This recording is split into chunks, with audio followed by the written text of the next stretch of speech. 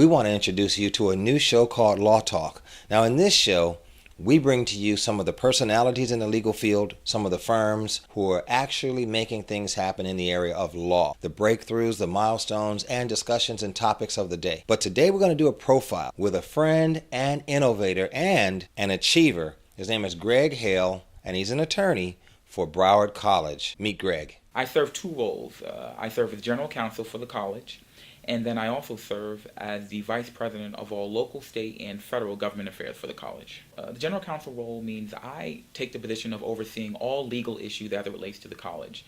And those legal issues are very broad. Obviously, there are educational issues, academic issues, and then you have your employment issues, immigration issues. It really runs the gamut. I really serve in the role of protecting the college and ensuring that we're doing what we're supposed to be doing to stay in compliant with our legal obligations. I have the fortunate opportunity of being a conduit of information for our commissioners, for our legislators, and our members of Congress and the Senate. Okay, there are plenty of issues that you deal with in higher education, and a lot of times our local legislators or our members of Congress need some information. They want to understand what the practical impacts of legislation that they're deciding on. It's an honor to be recognized in the ways that I've been blessed to have been recognized.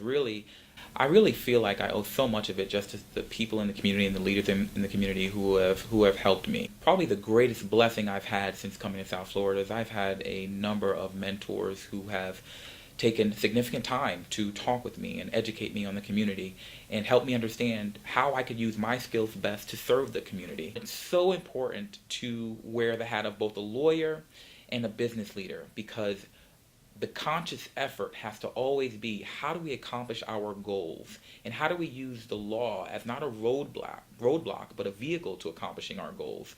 And it's a very different way of thinking strategically in terms of combining the business sense and the legal sense to get us to overcome whatever hurdles that we're facing. It's a lot of fun, and it's a great opportunity to use both sides of my brain. I will add this.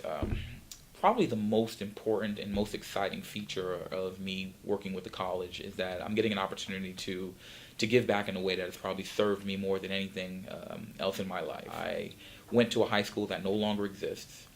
It was your prototypical dropout factory. Probably one of the quirkiest statistics I can give you is that I had a 2.7 GPA, but somehow I graduated in about 10 to 15% of my high school class. And I didn't realize how problematic that was until later on in life. And I could have very easily ended up not going to college, but I did. And I think more and more about how that's affected me and how now I have the opportunity to affect students who were just like me.